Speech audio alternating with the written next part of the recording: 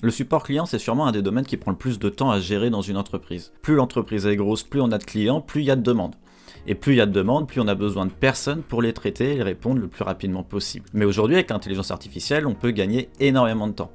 On peut créer des petits bots qui vont être capables de répondre aux clients à tout moment de la journée et pour tout type de questions. Donc des cas d'usage, il y en a plein. Ça peut être la réponse à des questions fréquentes, de la gestion de rendez-vous, de la traitement de réclamations, du suivi de commandes, de l'assistance technique, bref.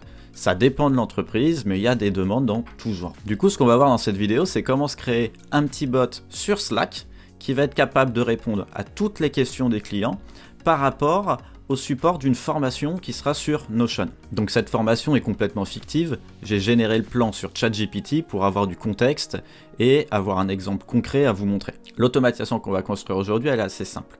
Quand un client ira poster une demande dans un channel particulier sur Slack, une automatisation va se déclencher, on ira envoyer la question directement à un assistant OpenAI, il traitera le message, puis il y répondra directement sur Slack au client. Avant de commencer, pense à t'abonner pour ne rien rater de mes prochains contenus. Pour créer notre chatbot, on va avoir besoin de 3 outils. Un compte OpenAI avec l'accès à l'API et pas un compte sur ChatGPT+, un compte sur Zapier pour pouvoir créer notre automatisation, et un compte sur Slack, forcément, puisque c'est dans Slack que sera présent notre chatbot. La première chose qu'on va faire, c'est qu'on va aller construire un assistant sur OpenAI qui sera chargé d'effectuer notre support client. Donc on va lui donner des instructions particulières, on va lui fournir de la documentation pour qu'il puisse répondre exactement comme on l'aurait fait. Donc pour ça, il suffit d'aller sur OpenAI, cliquer sur Login et sélectionner ici API.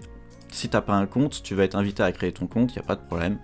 C'est assez simple. Ce qu'on va faire, c'est qu'on va aller dans Assistant ici, et on voit ici que j'ai déjà créé mon assistant. Si je clique dessus, je vais avoir accès à différents éléments. Donc je l'ai appelé FAQ Slack, je lui ai donné des instructions, j'ai sélectionné le modèle le plus puissant actuellement, et je lui ai fourni de la documentation. Donc ici, l'instruction, je l'ai générée grâce à ChatGPT, je lui ai donné exactement ce que je voulais que notre assistant exécute, et il m'a fourni une instruction parfaite.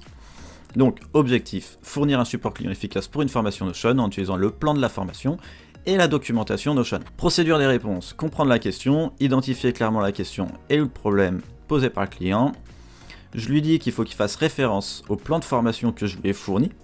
Donc je lui dis, tu consultes ce fichier-là pour le plan de formation. Je lui dis aussi d'aller chercher dans la documentation de Notion.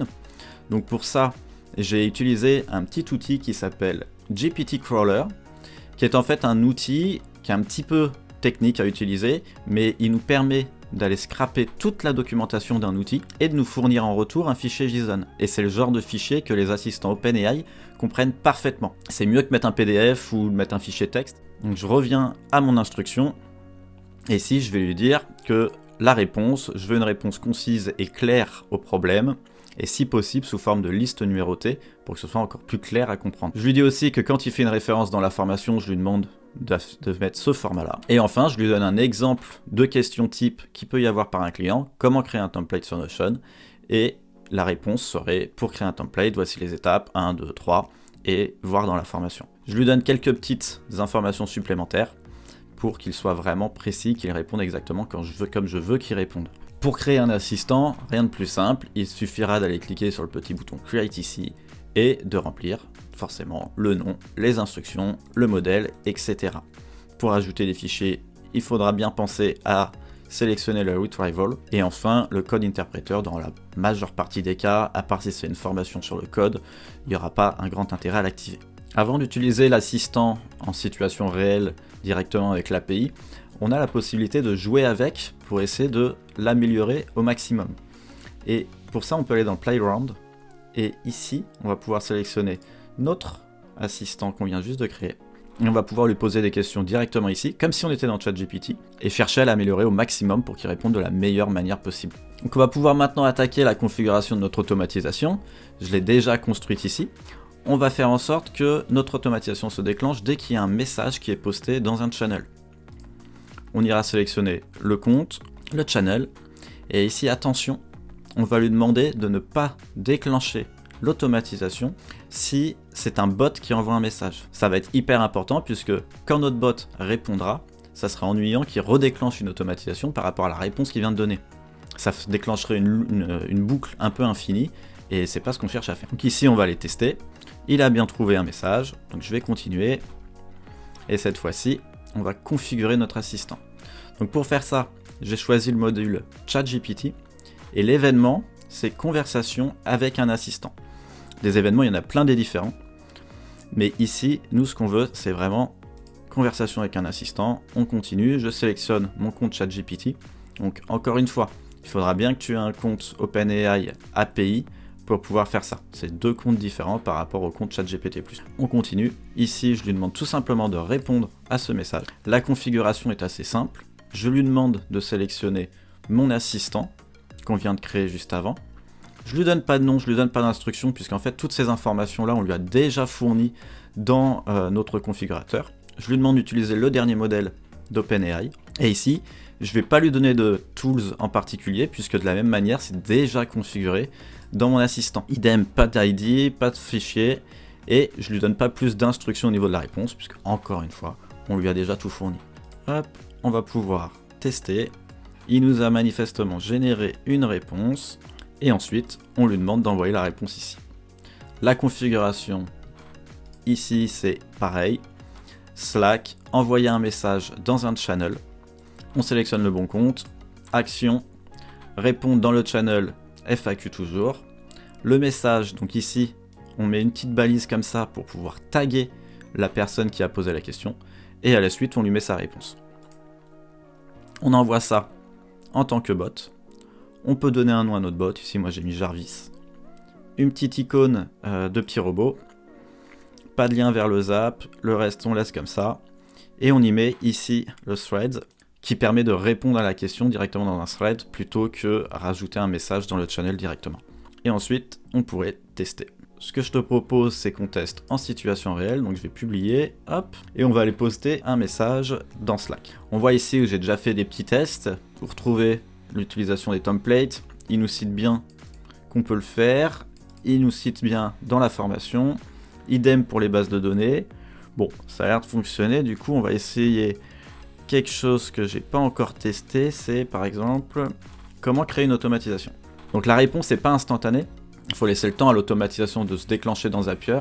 Selon le compte qu'on a sur Zapier, ça peut varier entre 1 et 15 minutes. Si on a un compte gratuit, je crois que c'est 15 minutes. Si on a un compte payant, ça doit être 2 à 1 minute. Donc il faut laisser le temps à l'automation de se déclencher. Ensuite, que le message soit traité par OpenAI. Et ensuite, que la réponse arrive. Et là, il vient de nous répondre. Il nous a bien tagué. Pour créer une automatisation dans Notion, suivez ces étapes. Dans une base de données, tac, tac, tac. Et donc, il nous liste toutes les étapes à faire pour pouvoir créer l'automatisation. Et il nous dit bien aussi, voir dans la formation workflow, tâche machin, automatisation sur les projets sur Notion. C'est que ça semble bien fonctionner. Il s'est bien référé au plan de la formation, il s'est bien référé à la documentation Notion pour nous donner les indications claires étape par étape. C'est top. On va tenter avec une autre question. Ici, je lui demande, est-ce qu'il y a un endroit dans la formation où on aborde le sujet de partage de page? On va attendre qu'il charge la réponse. On a la réponse. La formation aborde bien le sujet du partage. Vous trouverez les informations dans collaboration et partage, etc. Donc sa réponse, elle est top. Il n'a pas cherché à me proposer comment faire du partage, etc. puisque je lui ai demandé un truc spécifique qui est où est-ce que je peux trouver l'info dans la formation. Donc c'est exactement ce que je cherche à avoir comme type de réponse.